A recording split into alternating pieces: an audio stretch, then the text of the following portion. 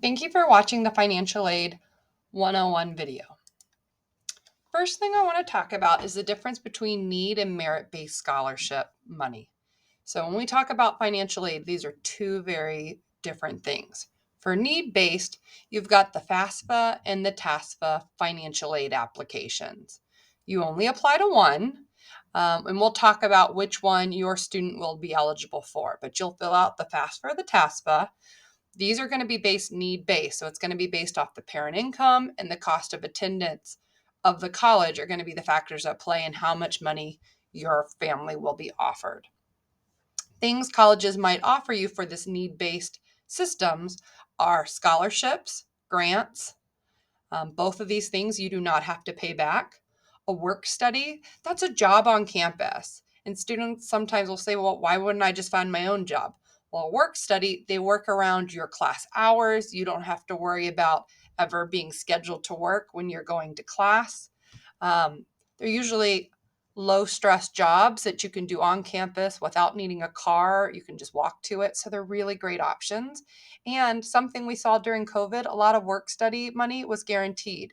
So versus if you worked at Whataburger and your shifts were canceled, you didn't make money. Versus a work study, your job and your money was guaranteed even when the school shut down. So work studies are always great job options. And then the last thing is loans. So they might offer you parent loans, student loans, or a combo of both. These are all need-based, and we'll talk about this in detail. Merit-based scholarships. These are scholarships that are going to be based off of your students' grades, GPA, test scores. These merit scholarships you're going to apply directly through the colleges. So some of them might have a built-in into the college application. So for example, I know on Apply Texas, when you're applying to Texas A&M, it'll say, do you want to be considered for scholarships? And then it has all these questions you have to answer right then and there in the college application. Versus some of them, you'll need to go to the college website. So if you got onto the A&M website and looked at the scholarship and financial aid website, you would see that there are specific scholarships you can apply to directly through the application.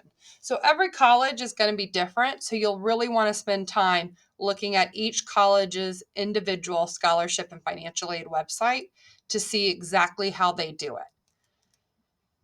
Next thing are scholarship websites. There are so many websites out there, and we have them linked on the counseling website, like FastWeb and Scholarship Monkey, these huge search engines where you can put in all your demographics and it'll give you a list of scholarships you can apply for.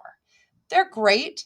I will say my only objection to some of these is some scholarships they might say you qualify for. It's like, let's say the Coca-Cola scholarship. Any high school student is eligible to apply. So that means thousands upon thousands of students will apply.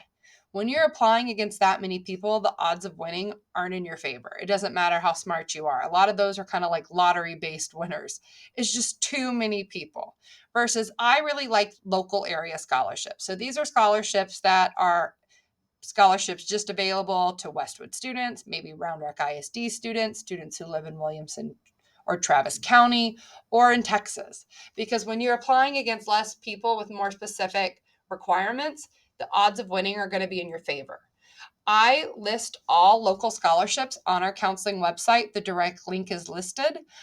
Also, when it becomes more scholarship season for local scholarships, which is mainly in this early spring, when that's just when local businesses and nonprofits have that on their agenda, you will start to receive parents and students weekly or every other week scholarship emails listing them for you.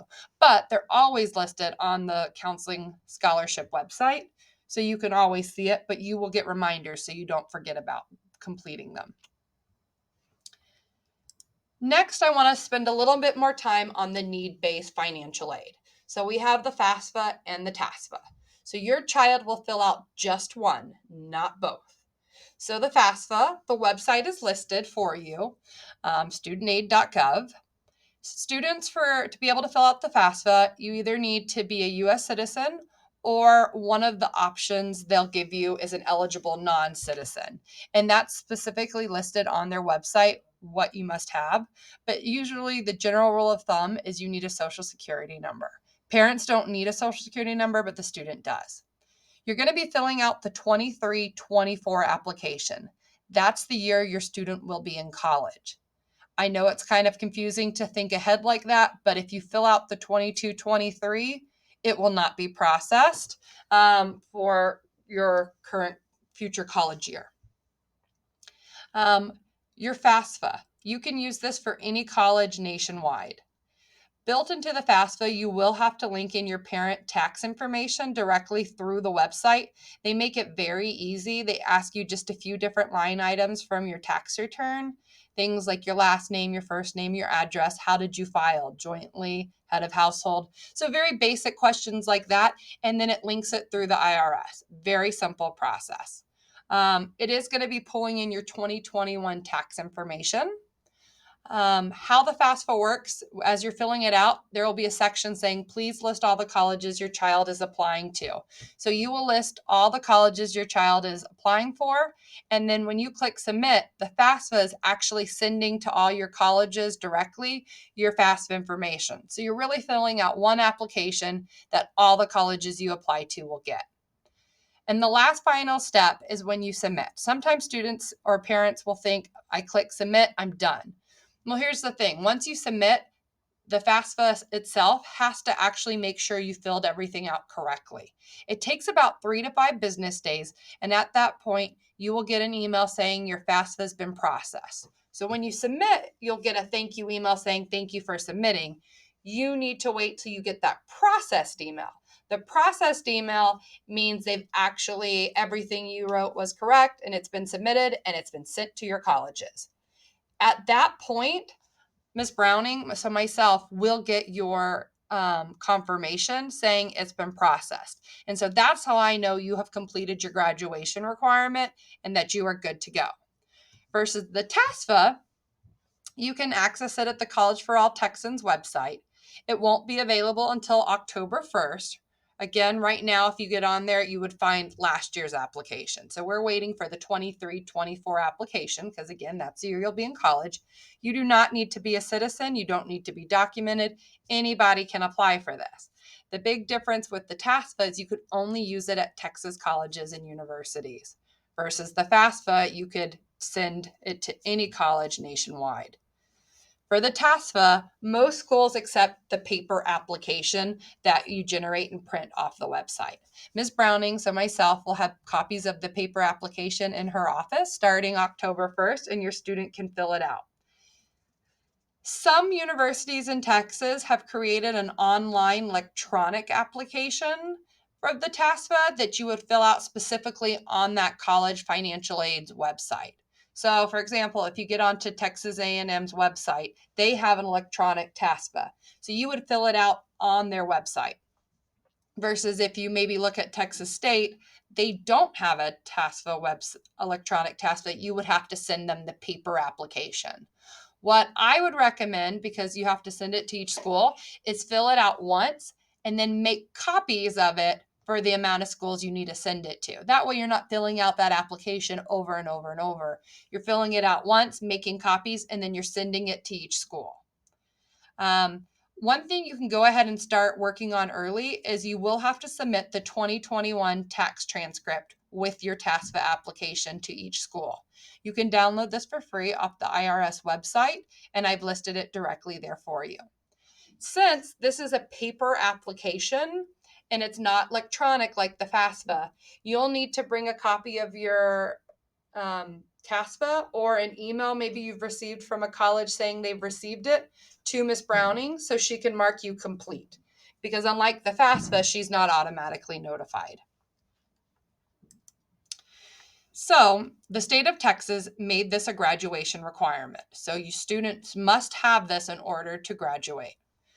If your family has made the decision they do not want to fill out the FAFSA or the TASFA, that is fine. That is your right to choose to do that. However, we must have a signed opt-out form on file for your child. Round Rock ISD requires you to fill out the option 2, the parent authorization, even though your child is 18 or under 18, it does not matter. Round Rock ISD would like a parent signature knowing that they made that decision as a family. So please have that part signed and you'll return it to your Alpha counselor. I will say, last year, when this started, we had multiple families choose to do this paper opt-out form in the fall. And then in the spring, they ended up filling out a FAFSA anyways. And the reason why is some colleges funnel merit scholarships. So not anything based off needs, but the ones your child earned because of good grades or good test scores. They require, a lot of colleges require that you have a financial aid account on file. And that's how they funnel your merit scholarships through. So if you don't have a financial aid application on file, you wouldn't receive those merit scholarships your child earned. So I say tread lightly with the opt-out forms. I know it might seem like the simpler option, but I would hate for you in March, April, or May have to rush to get a financial aid account on file as well, just because you need it for your child to receive their merit scholarship. So I would recommend that all students fill out the FAFSA or the TASFA to be safe. So as I mentioned, this is a Texas graduation requirement, not a Round Rock ISD. We're just the ones simply following the policy and making sure it's done. So before your child can graduate, and that means getting their diploma, participating in graduation ceremony, they must be marked complete for financial aid. So the 3 ways to get marked complete is the proof of the processed FAFSA, proof of submitted TASFA, or the opt-out form given to the counselor. So those are the 3 things. So how will you know if your child's been marked complete? Because you might submit and think you're done, but how will you know? So starting in October, myself will send out regular financial aid emails letting you know your child's financial aid status. Once you get a complete email from me, I will stop emailing you about FAFSA. If you are not complete, I will continue to send regular reminders to you and your child saying, please don't forget. We want to get this done. We don't want to be trying to do this the week before graduation. That is not a stress anybody needs. So to go over a general timeline of senior year and kind of requirements, I think this kind of helps put everything into perspective. So for senior year, August 1st is when most college applications open up. So you're working on your college apps August, September, getting them done. October 1st is when the FAFSA and the TASFA open. College deadlines are going to be all throughout the fall to early spring. But the next big date I want you to know is the priority deadline to submit financial aid, which is January 15th. You will see my note, the earlier the better. So, and the reason I want to kind of stress this point is all colleges get so much money from the government saying this is how much money you can give out to your students. Usually by January 15th, colleges say they are out of that money. So even if you are a low-income student who would be deserving of that money, if you apply usually after January 15th, you probably won't get any money support because they're just going to be out of it. Not because they don't want to give it to you, not that you wouldn't be eligible for it. They're simply out of it. I've even heard ACC said last year about by January 1st, they were out of money. So that's why I'm saying January 15th is the priority deadline. But in all honesty, just with the way the world is now, the earlier the better. So I would really kind of make it a priority to get it done as close to October 1st as possible to give your child the best chance of receiving some funds. After that, January through March, this is when your child is going to be receiving most of their college admission decisions. So finding out if they're yes or no. Between March and April, this is when most colleges will have, they're already going to let you know if you've been accepted or not. And if you're accepted, then they're going to send you a financial aid package saying, this is what we can give you to be able to come to our university. So scholarships, grants, loans, work studies. And then you get to decide, once you look at all of your kind of financial aid packages to all the schools you were accepted, where you want to go. So you will really know the sticker value for every college before you make that decision. And all your colleges will hold your decision until May 1st. So you have till May 1st to decide where you want to go. So all your admissions will be guaranteed and saved till that date. And then the last thing is merit scholarships. These are going to be popping up all year long. The college-specific ones I talked about where you're going to want to get on the college websites and apply, those are going to all mainly have fall deadlines versus local area scholarships, so the ones that myself, Ms. Browning, will be sending. Those are going to have more spring deadlines. If you need some more information on scholarships and financial aid, the first resource I would direct you to is the Westwood Counseling Scholarship website. That's going to be linked right in there, or you can go to the counseling website and click on it directly from there. Next, we're going to be offering a Westwood Financial Aid Information Parent Night on September 29th at 6 o'clock in the cafeteria. We'll be bringing Stacy Flood, who is over financial aid at ACC. She is an expert on this topic. She's going to talk about the specifics when it comes to financial aid, and you'll be able to ask questions that you may have. And then last, Round Rock ISD, the district, is putting on these FAFSA, TASFA completion days where you can bring your tax returns and they will help you fill out the FAFSA and TASFA together with somebody who can help you do it step by step. So if you're thinking you might need a little bit more help, this is a great option.